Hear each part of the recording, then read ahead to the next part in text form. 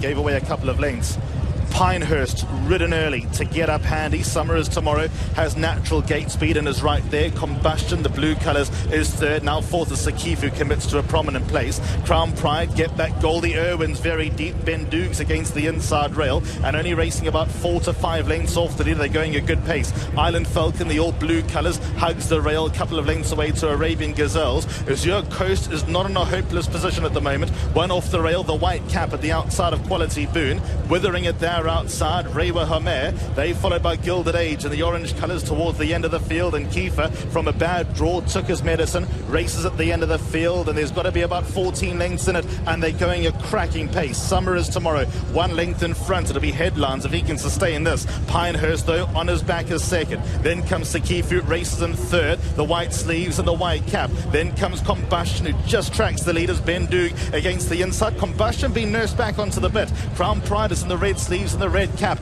Island Falcon comes down the side of the course, racing about 6 lengths off the leader. Then 2 back to Irwin. Withering, Raina Homer's next best. Then comes Quality Boon, the orange and blue colours. Azure Coast is in a real spot of bother. Then comes Kifu, tries to gain some ground. Get Back Goldie and Gilded Age look out of it, and they're about to straighten for home. 500 metres left to run. Summer is Tomorrow has led the whole way with Crown Pride right there. Ben Dukes towards the inside. Island Falcon races away in fourth. Sekifu and Combustion, but Summer is Tomorrow still the leader into the final 250. Summer is Tomorrow by 2. Crown Pride is all out in second. Ben Doog is third. Then comes Island Falcon. Here's Crown Pride getting to grips, getting the better of Summer is Tomorrow, whose runner's race is Japan again. It's Crown Pride in the UAE Derby. The land of the rising sun is having a night to remember.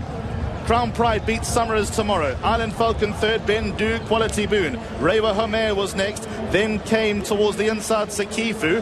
Kiefer was next to finish as Azure Coast didn't turn it on. Then came Withering, Combustion, Irwin, Arabian Gazelles. They were ahead of Get Back Goldie, Gilded Age and Pinehurst. Japan, they are flying. They're winning with horses that have no right to win. First ever runner here for Koichi Shintani, the trainer. First ever ride here for Australian jockey Damian Lane. Wow. It's just, this track is certainly playing more forward. You have to be early on. You got to be up close to the pace. The race was really interesting because Pinehurst stayed with the pony and then was fine with not going to the lead early and ends up running last. Who'd have thought that, hey? And this Crown Pride, I mean, we said before, his first 2 starts he run really, really easily, then came up against Combustion in a listed race, was beaten 3 lengths. I thought he would like the step up in trip. He's out of a mare who's a fair bit of stamina on her pedigree. She was a sister to a mare a horse who'd won over 1 mile and won. But I didn't really think he was going to be capable of winning it. What a night for them, though. Damian Lane, 2 rides on tonight's card. Yuba Laban later on would not be without a chance either, the Japanese Oaks winner. But it was a bit of a slow motion final furlong, wasn't it? And having said categorically Summer is Tomorrow cannot win, I was starting to sweat. I think, look, first of all, so happy for Mr. Yoshida. Teruya Yoshida's been a part of this game for a long time. His brother at Northern Farm normally gets all the accolades, but he's been a part of this for a long time. Their father kind of launched Japanese racing, and Shadai is obviously very close to me, having Mind Your Biscuit stand over there and having spent time over there. And, you know, this is proper racehorse time. They went 159-3 for the final time, and I guess it's off to Kentucky now for Crown Pride. The Japanese have said if they won, they were going to go. They thought it might have been a few other horses, but might we see Crown Pride just stamp himself a contender in the Kentucky Derby? No. That's such a better race than this was, surely. Well, we'll know a bit more, won't we? Because we've got Triple Crown preps all the time right now in the States, including this evening. No, and look, Summer is Tomorrow with his American pedigree being by Summer Front out of a badge of silver mare. He gets 50 points. Bhupat Seymour spent time in California before.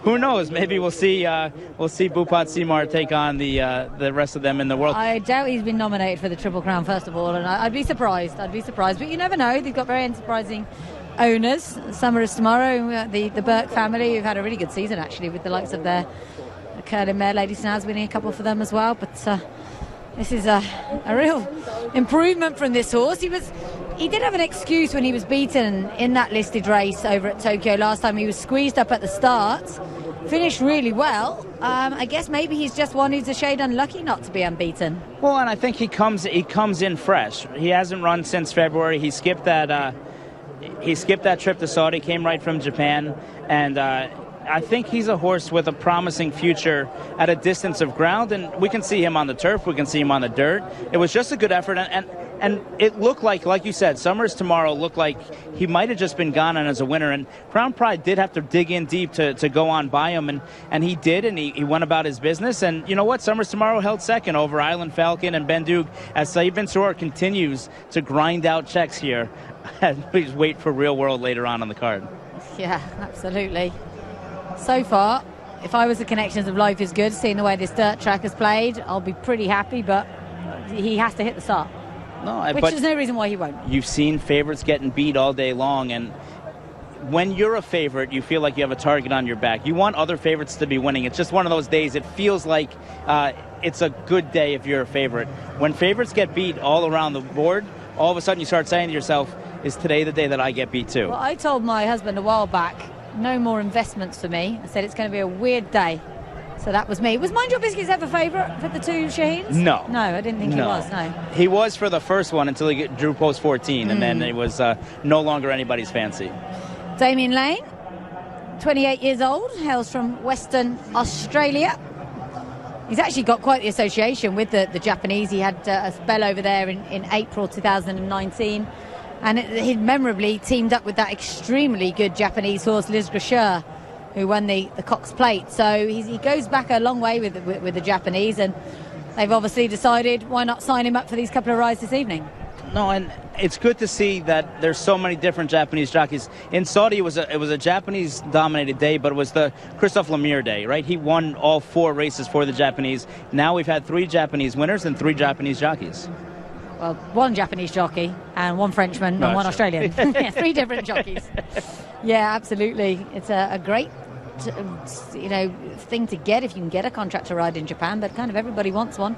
They're also quite strict on the rules over there, aren't they? The jockeys kind of have to be, not in isolation as such, but I think they go into sort of a jockey's hostel and the phones are taken off them, and they're very, very strict on obviously governing gambling over there, which is such a huge source of revenue. The day before, jockeys have to leave their families and leave their phones at the door and just spend the day with each other, and no technology allowed, and they're very old school idea, but it works for them, and obviously we're seeing it in the results. Yeah, it means they nothing else to do really than concentrate on their races. It means they can't be, affected by people trying to influence the results of races, should we say? So, it's, did you go racing when you went over to Japan? No, I was up at Chadai Station with Mr. Yoshida, and I watched the pre-training. In the farms over there, they have more than 300 horses training at one time as they're being broken, getting ready to go down to the lower part of Japan, because the farms are very much up high in the northern part of Japan. And at the training center, they have a poly track, they have a wood chip track, they have an uphill track, they have a regular track, they have a treadmill, they have everything is clocked and charted, and it looked like something out of the movie Rocky III, where you're sitting there and just kind of see everything. They want to know how their horses are doing at all times, and everything is charted from the time they're born to the time they run tonight. This is a fantastic result for all connected with Crown Pride, a son of Reach the Crown. He's actually the first winner here in the UAE for Teruya Yoshida in these famous silks. He's got many different ownership, as we said, ownership divisions. But it really is a brilliant result for them, and they possibly would have been a bit disappointed with that reverse last time, and this is obviously a very, very talented colt. Drawn in 10 as well, so it's not as if he had the golden highway all the way around. It wasn't easy for him, and he's just clearly got so much ability. And he was given a